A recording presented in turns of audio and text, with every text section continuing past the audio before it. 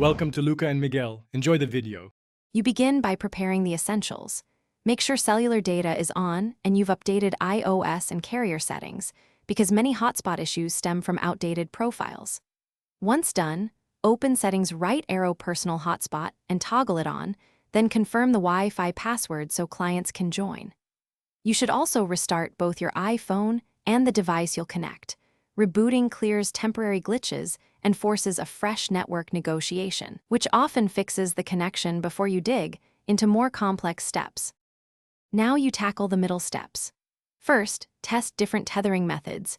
Use Wi-Fi, then try Bluetooth or USB. This isolates whether the problem is wireless or the hotspot service itself.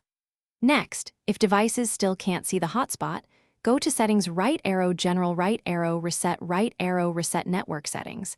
This clears corrupt entries and often restores the hotspot broadcast, but you will need to re-enter Wi-Fi passwords. Also verify your carrier plan and APN settings, because sometimes to finish, connect via USB for the most stable link when sharing critical bandwidth.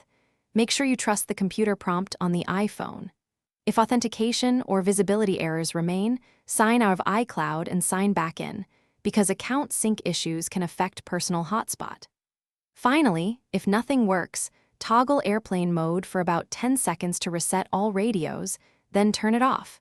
This is a fast, effective troubleshooting tip that often restores the hotspot without more invasive steps.